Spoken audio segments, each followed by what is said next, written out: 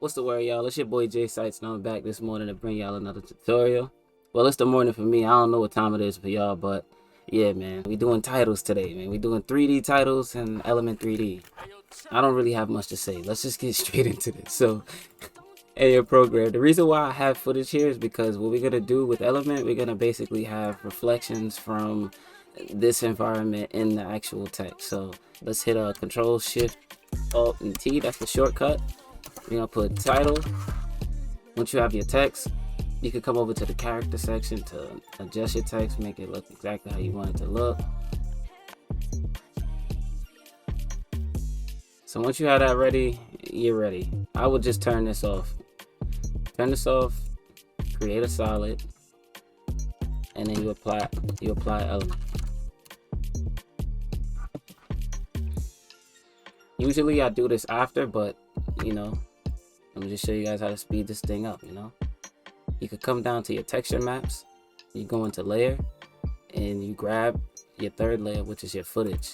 This is gonna give you the reflections coming out of your text. Ambient occlusion, you enable that, change it to ray traced, and make the RTAO, which is the ray traced ambient occlusion, make that about 0.4, maybe 5, depending on the light in your scene. Lighting. My shot, you know, is nighttime, so I'm gonna choose me something like dark. I don't know. If it looks bad, I'll change it. I ain't gonna lie. And shadows. We enable them shadows. Hit ray trace. We don't really touch anything there, so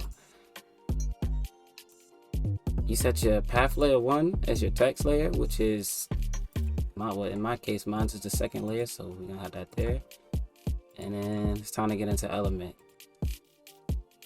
Once you hit scene setup, you hit extrude. I ain't gonna lie, bro, I don't even like this font. And reminder, anytime you're in element, when you're using element and you have titles, you have text below your solid, anywhere inside the project, you could just change the size, the positioning, the font, anything you want to, and all of that information will go from your text layer into your element layer, since you already have it linked. Hit scene setup, and then boom, extrude. So look, now you got you a nice little cool text, but we want this to look, you know, semi-different. So for this, we're gonna use a nice little metal to get that reflection look, you know. And I'm gonna show y'all a cool ass trick with this. You can extrude your text, make it bigger or smaller by highlighting the material, coming down to the bevel tab, and playing with these settings like the extrude. You can make it larger like that. Also for your environment, you could come here, come down to custom layer 1, hit OK. And when you get back into the scene, when you get back into the main composition and you add lights, you'll start to see the reflections going on in here.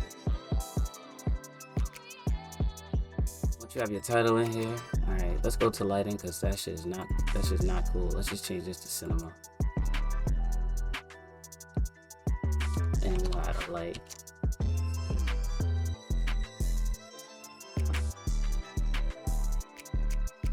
And adding a light, you want to make sure every part of this text is visible. So you come to your views. In my case, I like to have a lot of options, so I fuck with 4 views. I don't really go through. I don't go anything lower than that. And I start to mess with my light over here. Get rotated.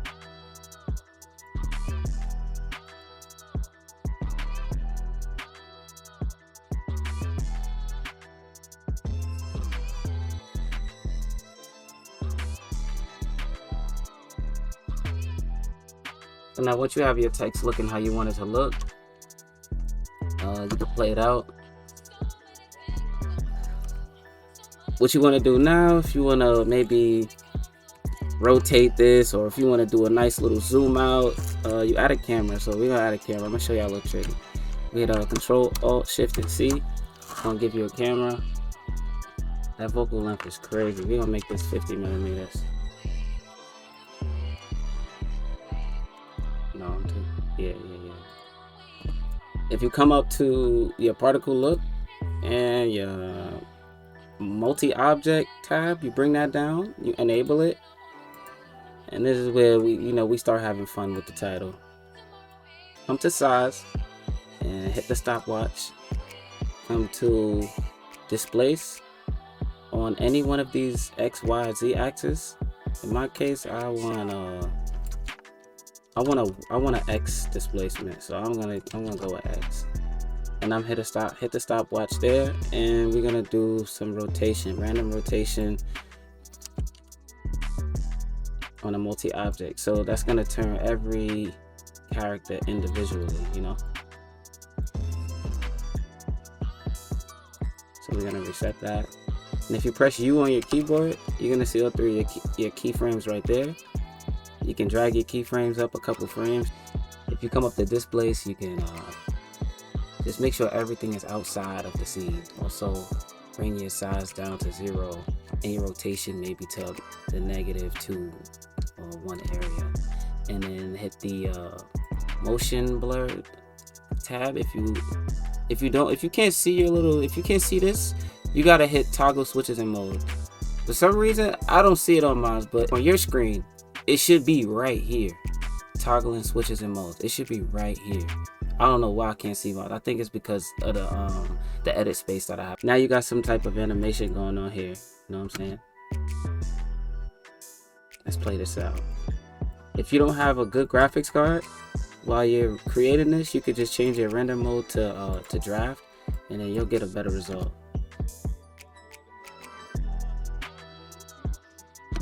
Alright, well, we got something going on there, but what I'm gonna do is I'm gonna drag a couple of these keyframes back because that's looking a little too slow.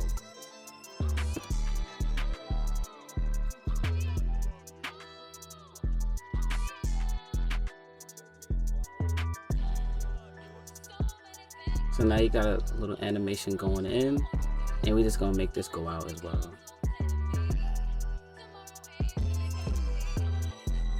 All you gotta do is come back to hit U on your keyboard if anything changed to bring back up your keyframes. Make new keyframes.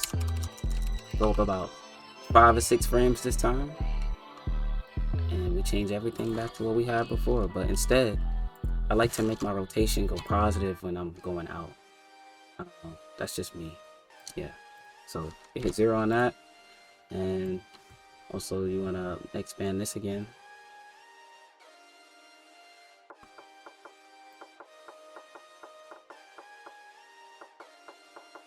So now you got a nice little.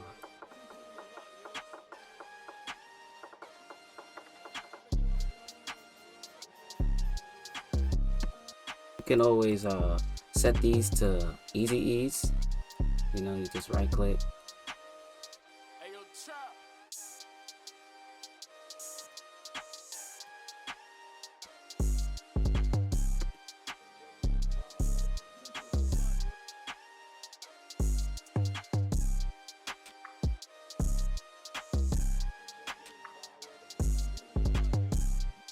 Then you could do the same thing for your last 6 keyframes down here.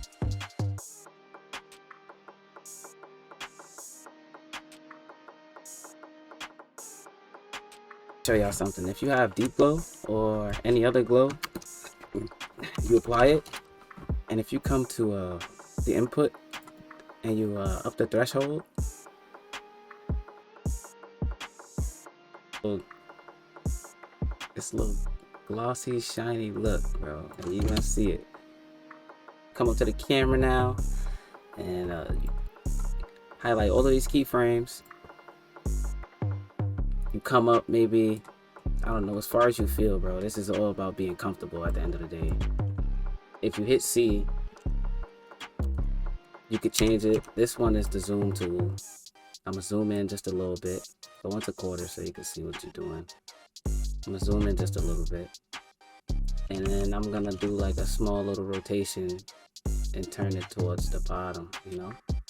Tilt it maybe up to the top. I'm sorry. And then I'm gonna easy ease these keyframes again. If you want to like isolate your text a little bit more, like during the time that the text is there and it's leaving and stuff, you can add stuff like a fast box blur to your background, and you just bump that up. Oh damn, that's way too much. I'm sorry, I didn't see what I was doing. You just bump that up some, maybe to about 30%. Make a keyframe, and then when you come about to the end of that, maybe over here, by the time the artist is coming in,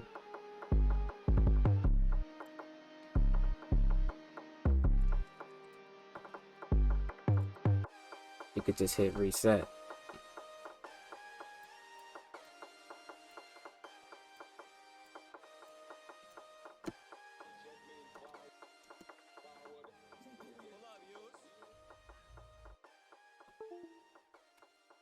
And yeah, I'm gonna like fix this up a little bit more.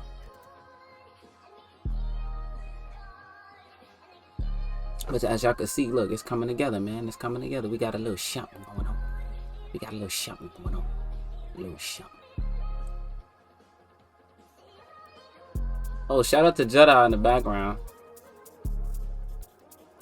Yeah. He over here talking about a skit. Well, look, man, look, that does it for today's tutorial, man. Hopefully this helped y'all out. You know, I always say this to y'all because I'll be real shaky when I be making these things, bro. If you didn't understand, let me know in the comment section below. If if the issue seems a little too big, I might even just redo the video for y'all. That's how dedicated I am, man. Drop a like, comment, subscribe, and just know that I'm gonna be back with more videos for y'all, bro. So yeah.